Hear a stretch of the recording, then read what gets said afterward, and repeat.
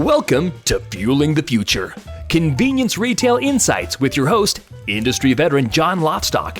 Brought to you by Ignite Retail, the most intelligent retail technology on the planet.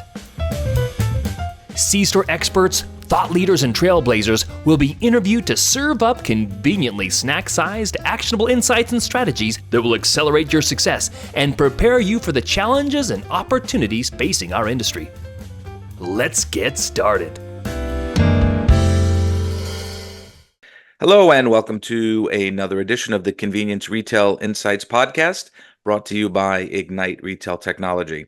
I'm John Lovestock, and I'm joined today by an old friend, John Matthews, who is the president and CEO of Grey Cat Enterprises. And for those of you who don't know, John has been in the industry for retail, about 30 years now? About 30 years. 30 It's years. hard to believe. Where has the time gone? And John has held just a host of leadership positions in retail, from everything from marketing and communications to operations management, interim management, dealing with mergers and acquisitions, and everything in between. So, John, welcome. How are you?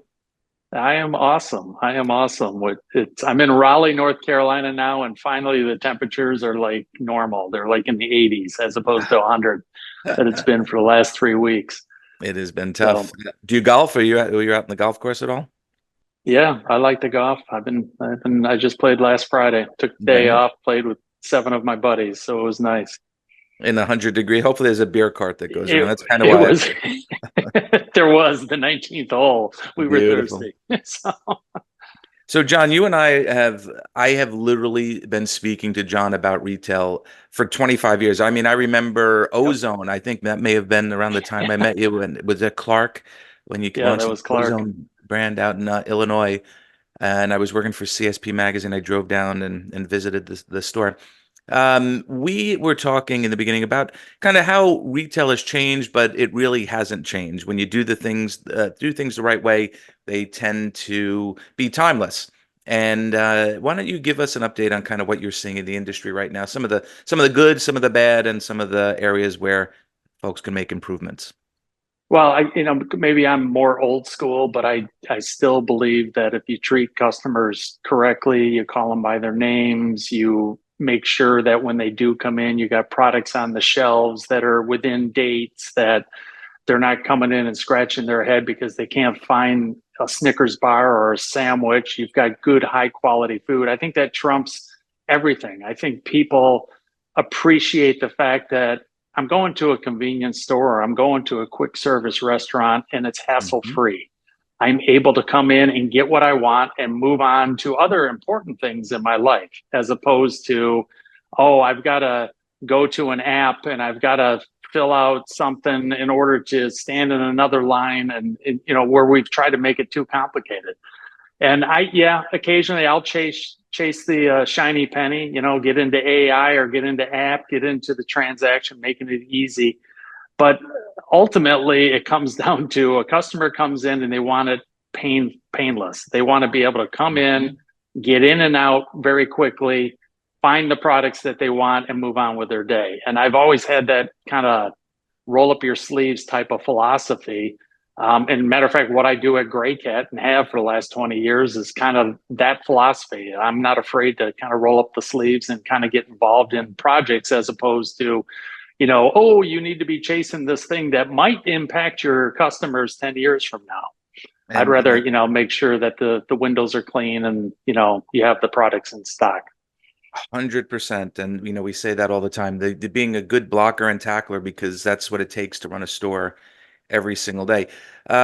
We are seeing kind of unprecedented times right now in terms of labor and getting those people, even in leadership positions, not just labor, but just good leaders in getting people to to run these stores and to run these companies. Any tips for companies that are struggling with labor or leadership, for that matter? I really think there's a certain mentality and an attitude that a general manager can have that can attract good people and keep good people at the location. If the manager is someone who's teaching people, they're not just there to punch up a time clock, but they're actually teaching them about different parts of the business. Maybe that person doesn't want to become a manager of a retail store, but you know what? You can teach them about, the P&L statement. You can teach them about how to rotate inventory. You can teach them about efficiencies in operations. They can take those learnings and apply it to a software company if they wanted to.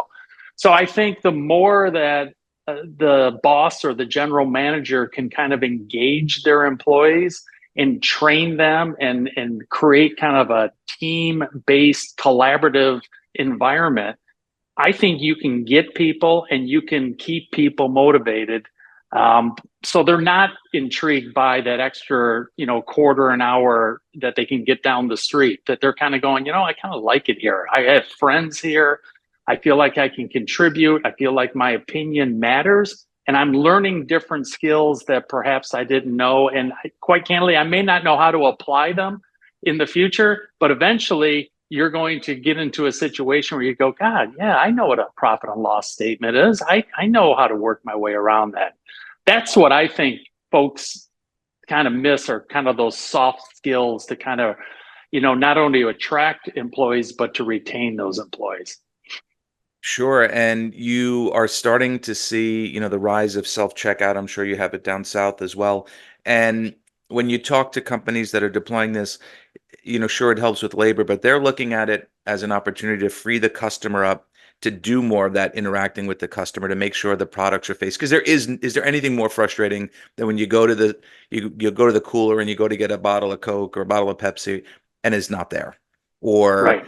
It's warm because they got back there late and they didn't have enough time to get it in time to get it cool. So freeing up employees, those are all skill sets that I don't think the industry talks about enough, because it's training and it's a skill to keep the store fully merchandised and greet customers, quite honestly.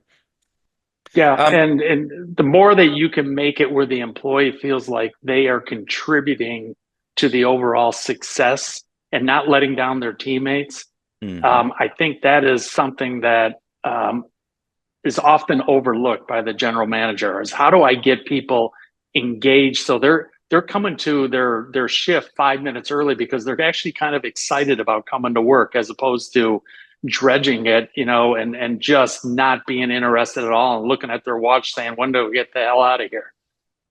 And when you look at companies like, say, Chick-fil-A, for example, with their drive-throughs, there is no, people always say, what's the magic of the drive-through? Oh, well, they do something special.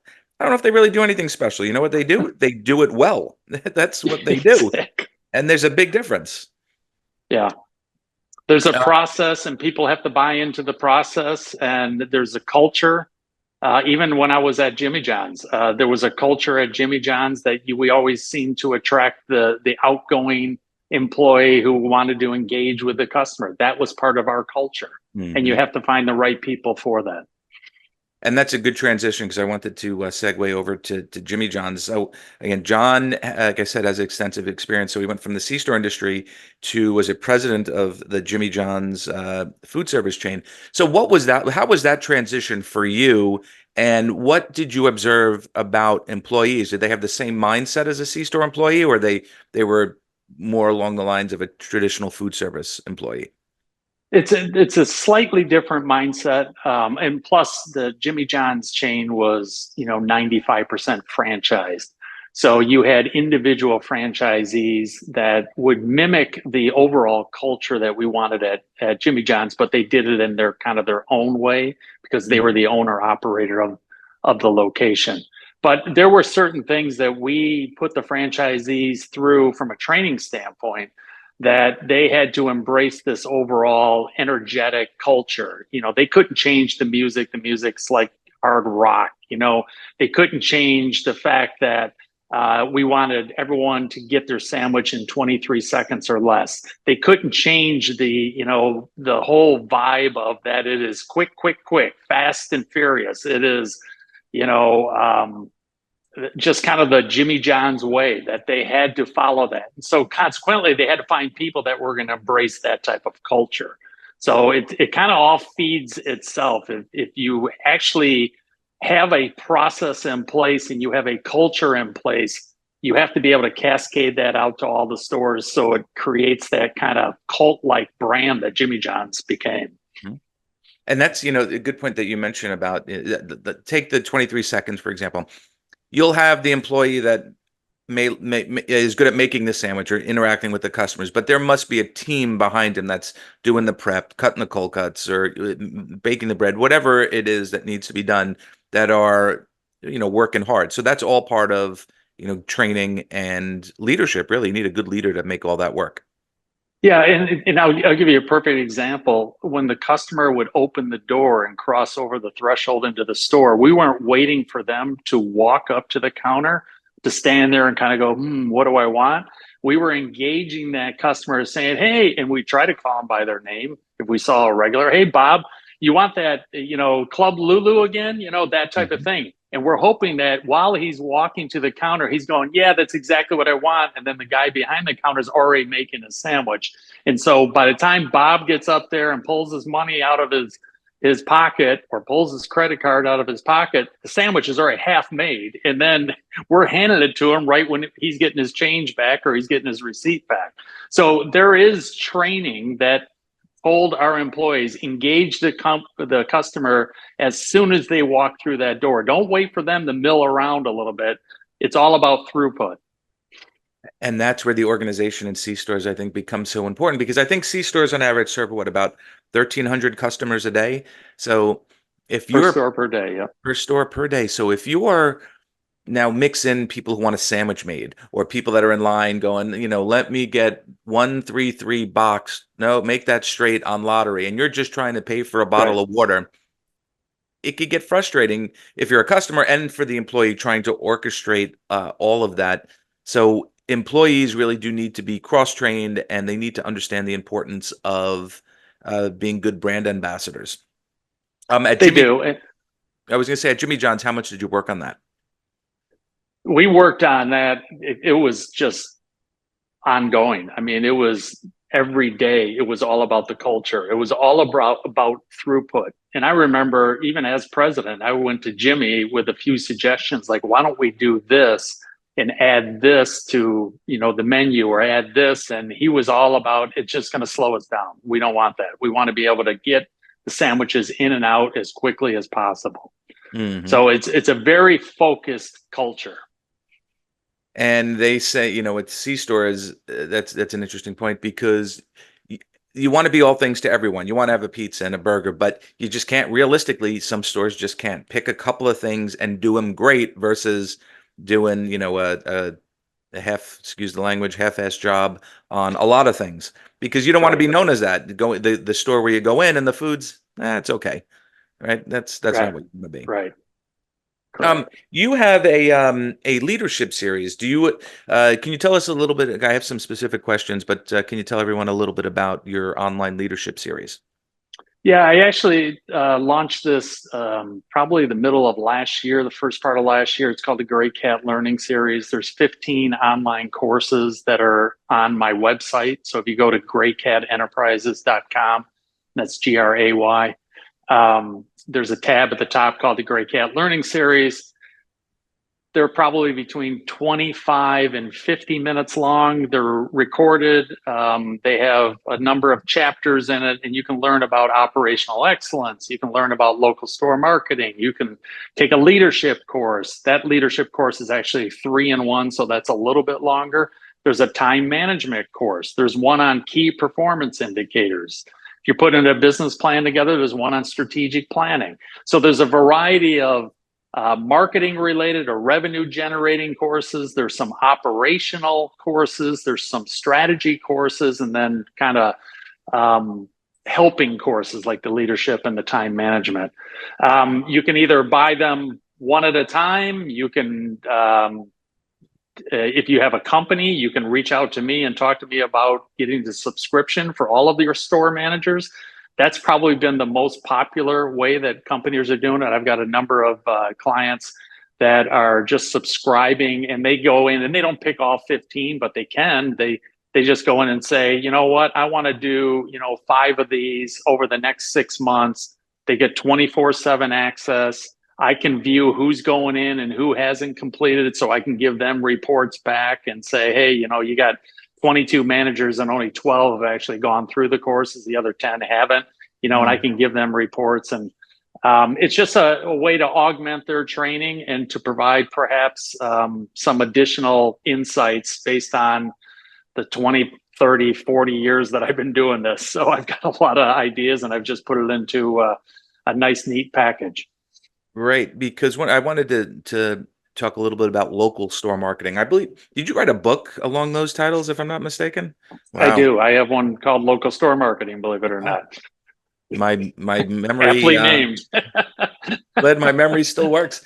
I remember a column that you wrote for us at C-Store Decisions a number of years ago, and the reason why I want to bring this up is because the market has really changed. Third-party delivery and Uber Eats and DoorDash has kind of changed the local market, hasn't it? It used to be your local convenience store, but now the Chinese place across town, the Indian place, the Asian place, there are a handful of restaurants right at your fingertips that could be delivered right to your door.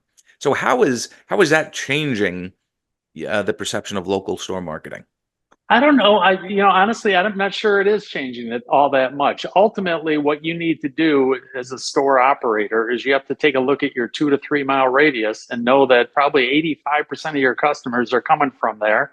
Mm-hmm. And are you taking advantage of every opportunity? Have you gone to the schools and kind of put together a catering program for the schools, where they can buy soft drinks or coffees, or if you got donuts or bagels, they can buy those for their cafeteria or for club meetings? Have you gone to every major business in the area? Because every time I had a corporate meeting, we would always bring food in. And if you didn't come to us and give me your options, I probably would have never considered you.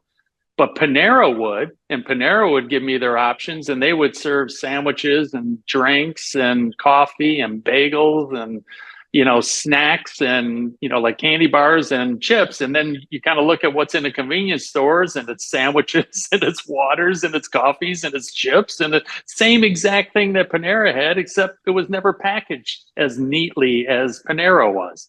And so there's a real opportunity in trying to get your local marketing set up for your store. You have to leave the four walls and actually go out and cultivate relationships in your trade area. Now, you mentioned Panera by name. Is that something they do? Is that something C-stores should be aware of and competing with? Everyone, Panera has an unbelievable catering business, and you literally can buy, a dozen sandwiches, and you can buy big things of coffee and bagels and waters and everything like that. And we had them at our meetings all the time. I mean, one of the biggest decisions I had to make for all of these corporate meetings I was in is, what food are we going to order? And my administrative assistant would come in with a plethora of options, and I'd go, today we're going to have pizza. Tomorrow we got a morning meeting, so can you get some bagels and bring in some coffee and some juice and fruit cups or something like that? We're sourcing that from people within the trade area, and the convenience stores never put that together. That's just one example. And they do this. A lot of them advertise it, but I probably shouldn't say this, but I will. On the few occasions that I have tried to get a local C-store to cater, where they've advertised we do catering, you call and no one calls you back. And these are chains that and you don't hear from them, or they say, oh, we're not doing it now. And it's tough. It's hard to go back to them, and it's hard to take them seriously. And then if, like Panera, that I think about it, I've seen them in offices. I've seen them come around and give out flyers. That's a very powerful impact. We actually, when Clark owned White Hen, White Hen obviously had a lot of, they had the deli sandwiches, and they had a lot of things that regular, typical gas station back then didn't have. And so we actually put together a pretty healthy catering program for White Hen. And it was successful, especially in the city, where we would go to these urban areas and open up a really cool looking store.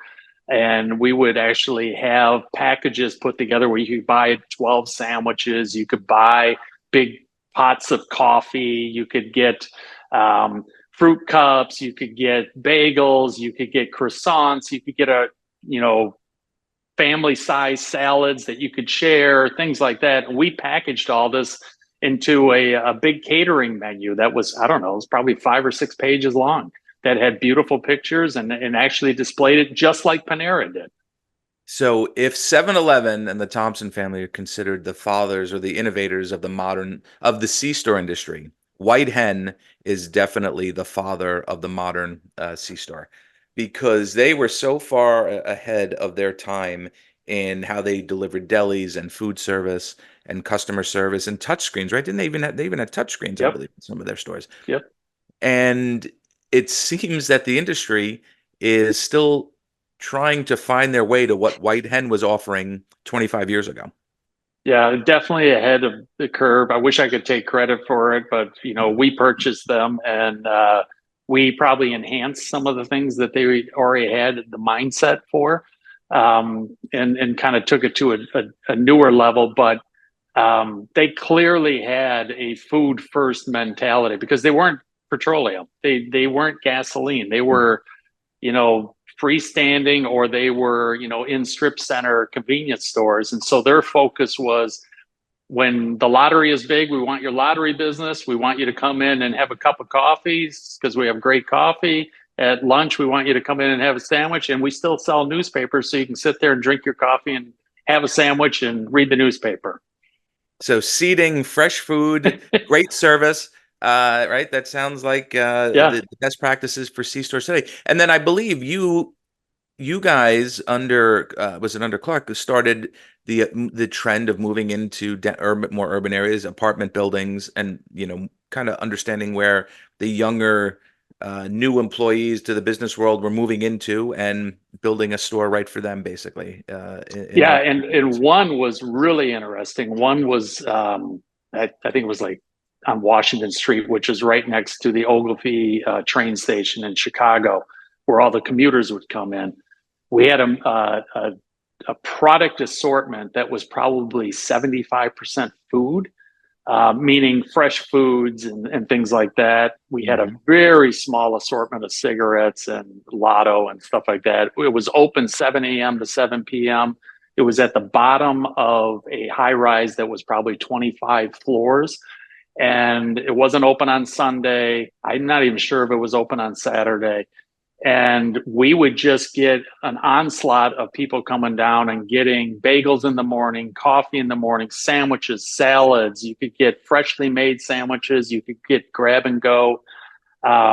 We would do tremendous volumes, and our gross margin percentages were 10% higher than the industry average. So what it showed me is that if you want to take a convenience store all the way there, if you want to take it and make it food focused, almost like a literal pickup restaurant, there's an appetite, no pun intended, there's an appetite for that by the customer, and you can make a lot of money from a gross margin standpoint in being able to execute that. It's when you kind of still hold on to a lot of the legacy stuff and you still want your cat litter in the store, even though you're in a high rise with just office people. You get rid of the cat litter and you say, I've got more space now for, boutique chips or something along those lines. So something's got to give. But when you go all the way there and you have a design of the store that just screams food, it can be quite successful. So you deal with leadership teams all over the country. You deal with family leaders. You deal with people coming in to run family companies, or people are always clashing. What is the biggest obstacle to going all in like that, to getting rid of the kitty litter and the canned vegetables and the laundry detergent, to being, hey, we do food, period? You know what? It takes somewhat of a leap, because this is what we've done for the last 25 years or 30 years. It takes someone who's okay with saying, we're going to try this, and if it fails, it's on me. But you know what? The only way we're going to know if it's going to work is we have to try it, and we have to give it a fair shake. And so there's got to be a certain amount of confidence, I guess, in that leadership team, that they're willing to roll the dice and kind of say, we're all in on this. We're going to give it a fair shake. That's tough. That's tough. You got to be someone who's willing to take some shots. I know that when I was in the corporate world with Clark and White Hen, I held a lot of positions, and I had the ability to actually, and I was put in that role because the guys that I reported to, the CEO and the COO, said, we want you to be unencumbered. We want you to be in charge of not only designing the store, but we're going to give you facilities so you can build the store. And then you've got the marketing team so you know how to promote the store, and you got the merchandising team so you know what to put in. And then you actually execute the whole store and you turn it over to ops. So we're going to leave you unencumbered. So if you've got the cojones, I guess, to think through the new design and take it all the way through, no one's going to stop you. Mm-hmm. And so they gave me a lot of power, if you want to call it that, but it gave me the confidence to go, you know what, I'm not going to lose my job if this doesn't work. My job is to push us to a level that if you divided that amongst 3 or 4 decision makers, you probably wouldn't get there because you're going to have to appease everybody. So they gave me a lot of rope, and I could have hung myself with that rope, but they gave me a lot of rope, and I was able to kind of throw some new stuff out there. And in particular, the White Hen stores, we were really proud of because we did push that envelope a lot further than we even did with the Clark locations. Yeah, and that makes sense, right? To use another pun, you have too many cooks in the kitchen, and you bring it all the way to the goal line, and then for accounting to come in and say, you know what, we're not going to market there. We're spending too much on marketing. It's not going to work. Right. Another thing that you deal with, which is fascinating to me, which is something that was near and dear to my heart when I was at the National Advisory Group, was the development of the Young Executive Organization, and we talked about transitional leadership and getting younger generations. So you must deal, or you must see companies, that get these leadership voids that need some kind of interim guidance, that need a succession plan, that maybe just need a leadership plan to get the company from point A to point B. Can you tell us a little bit about, some of these challenges at these companies and what they're doing to develop a succession plan and groom young leaders to be executives? Yeah, it's about how do you continue the scalability of the business, and part of that is succession. That it's got to be scalable. You got to be able to have people coming behind the original founders that are able to take it and then not only employ what got that company to where it is, but then take it in perhaps a slightly different direction to be able to accommodate new competitive pressures and what have you. I get involved in that type of leadership in twofold manner. One, in doing exactly kind of what I just described, where you help the transition and you help the scalability of an existing company.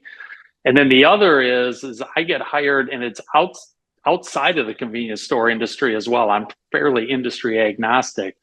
I get hired by companies that perhaps go out and buy a division, and they don't know who's going to run the division. And they contact me and they say, we need you to go there and fill a gap. We need you to go in, figure out what we just bought, dig into the P&L, give us a good readout on the people, try to figure out how you're going to drive revenue, how you're going to cut costs, and how you're going to improve gross profit. And I've done this, I think, 11 different times where I've actually been asked to go out, and I got to dive right in, and I get like 2 days to figure it out. And then they keep me on for 6 months or a year or whatever.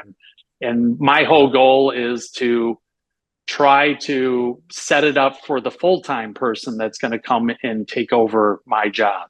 So for instance, I just did a chief marketing officer role for Destination Pet, the pet industry. So vet centers and pet centers. So if you want your dog to go stay overnight someplace, we had those. We had 180 throughout the country.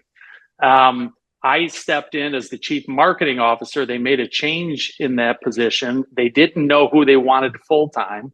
And last June, they gave me the reins, and I ran the marketing department for 6 months. And my job was to shore up all the gaps that were in the marketing team. I hired probably a half dozen people that they were lacking. I helped recruit and hire the new chief marketing guy, and then transitioned over to that gentleman at the end of the year. And then I was off to the next project. So I get involved in those types of situations where I come in with a lot of my background and say, you know what, I'm going to hopefully leave this place in a better position than when I got here. And quite candidly, John, it's a lot of fun. It's somewhat rigorous because you don't get 100 days to figure it out. You got to do it in short time period. You got to win over people that don't know who in the hell you are, and you got to get their support. You got to develop a collaboration, and then they all know that you're no longer going to be there after a certain time period. So it's a balancing act, but it's quite invigorating and it's exciting because I'm a puzzle guy, and it's kind of like they just throw all the pieces at me and they're laying on the ground and I got to put the puzzle together and try to figure out what's the best path forward for these particular companies. It's funny. It gets back to like our opening comments. You're building a foundation and blocking and tackling. Let's get everybody on the same page and start doing things right and moving in the same direction. And I got to be honest with you, that's got to be harder than coming up with the business plan for crying out loud. Yeah. People on the same page, right? Well, I tell this one story. There was a division that I was handed, had 35 employees, and the general manager was let go because of some sexual harassment thing or whatever. So not only was I walking into a situation that was losing money, but I was walking into a den of snakes and people just so pissed off at the culture. They didn't trust one another. And so now, not only am I dealing with an underperforming asset, but now I'm dealing with a culture that is just completely, underground. And I got to somehow gain their respect almost immediately and somehow move the needle forward. That particular assignment actually lasted 3 years. I actually ran that division on a part-time basis for 3 years, but we went from losing money to making a lot of money. We went from, culture pointing fingers to a collaborative culture. They were all excited to work, and they still reach out. That ended probably 4 years ago. They still reach out to me today when they have issues, and they just bounce ideas off of me, which I'm very happy that I've been able to maintain those relationships. And I'm happy to say that they've tripled the volume in sales from when I was there because we set the proper foundation, and then it just kind of took off. So those are very exciting, mileposts for my career to be able to go, wow, I actually went into this buzzsaw and came out not only better for it, but the people that were in the buzzsaw are actually feeling a hell of a lot better about their situation than when before I got there. I can't even imagine. I mean, you can't even walk in and make a joke. I mean, you've got to be the wrong person interprets something wrong. Exactly. It's tough. And that, that again, though, like you said, these are principles and these are skills that translate across all business channels, right? It's not just retail, it's any business. Totally get that. And that's one thing that, when John and Brandon, the CEO and COO at Clark, I went to Clark as a marketing guy, and 5 years later, I was running 5 different divisions, facilities and real estate and things I didn't even have a clue. And I remember when they gave me facilities and I looked at them and I think I dropped an F-bomb. I'm like, what the F do I know about facilities? And they go, you're a smart guy. You'll figure this out. And sure enough, 6 months later, facilities was running really well. And, that to me, when they just literally threw me into the abyss and said, figure it out, I learned right then that, I may not be able to, come up with, the cure to AIDS or fly a rocket ship, but there's a lot of things out there that are in the abyss that I could probably figure out. And they gave me a lot of rope, and I didn't hang myself on that particular one. And I just, feel like, all right, next project. I've been there, done that. So, but that's leadership, right? They trusted you. They knew they had their guy, and it was trust. And you probably felt pressure not to let them down. So, instead of going home at 5 o'clock every day, you were probably working till 8 or 9 o'clock at night, just because they had that trust in you. Is that one of your leadership sessions, by the way? It is. I actually do this in-person leadership program, and then I have the online one if you're interested in just the online. But I learned a lot of things when I got my first leadership job back at Little Caesars, when I was promoted from a marketing manager to a regional marketing guy, where I had other marketing people reporting to me, and I was a micromanager, and I was trying to do their job, and I was called to the mat by the founder of the company. And, he basically said, look, you need to stop doing this, or else you're never going to go forward as a leader. You have to let other people do their job. And he was 2 years younger than I was at the time. And I tell that story in my leadership session on how he made me jump on a plane from Chicago and drop everything and just fly down to Indianapolis so he could tell me what I was doing wrong, and then jump on a plane and fly back to Chicago. And I still tell that story. Like, he called me to the mat, and not only that, he told me to fly to the mat so he could put me down on the mat. But what a great lesson, right? I mean, yeah. And I would, if you were to, the old gun to my head and said, what's the biggest mistake I see young leaders make? It's totally micromanaging, micromanaging, thinking they're smarter than everyone, or that they have to do everyone else's job. And that's a little bit of arrogance that goes along with being a young leader. But would you agree with that? Like, what do you see? I see it a lot, and it takes a certain leader to be able to give that up.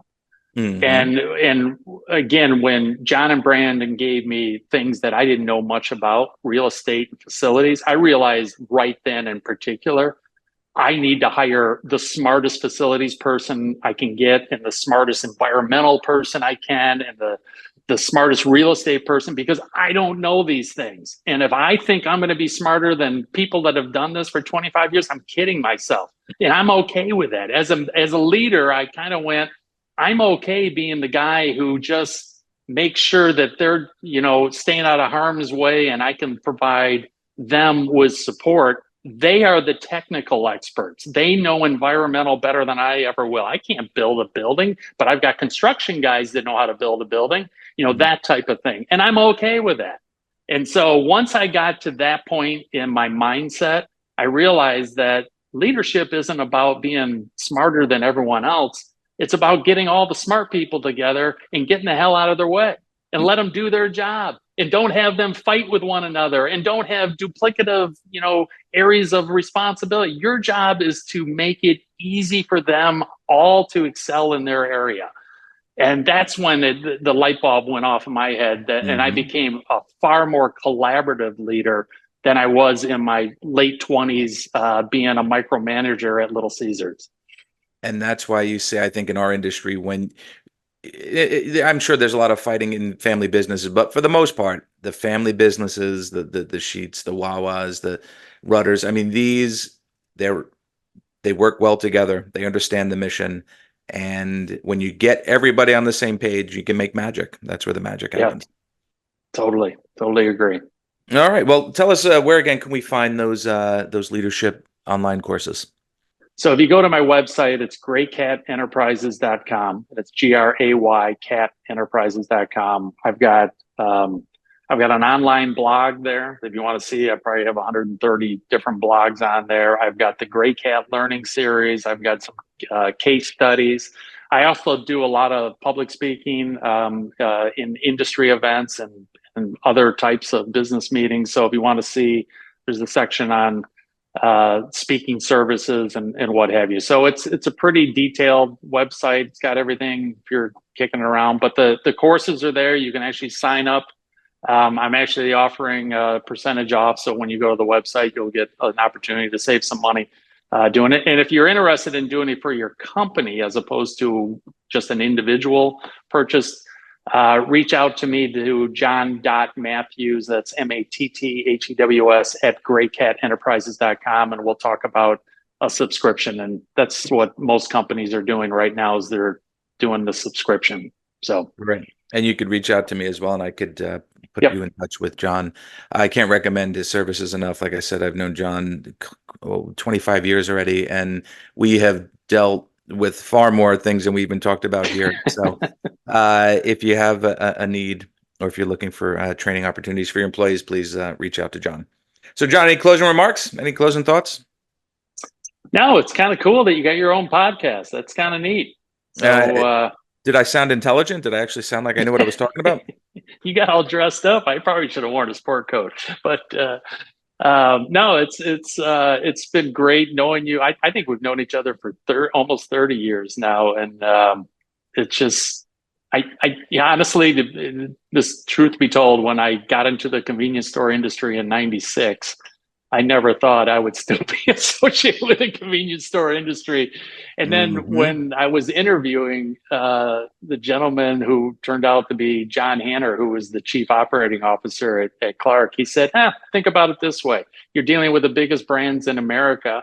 So if you can manage them, from Pepsi to Coke to Anheuser-Busch to Philip Morris to RJ Reynolds, those people are pretty smart. If you can manage them, you're going to learn a lot along the way. Plus the fact that, here at Clark, we average about 400 million customers a year coming through our stores. So there's a lot of moving parts here. You want it? And when he put it that way, I was kind of like, wow, it is kind of fascinating when you think about all the moving parts from, the environmental component to the age restricted products that we sell to the sheer numbers of people that come onto the parking lot each and every day to, the variety of things that you're dealing with. And then you throw in this vendor community that is, A+++. It is kind of an amazing industry to be associated with. It has absolutely been. When you and people forget that Anheuser-Busch, Altria, Pepsi, Coke. I mean, these are the biggest brands in the country.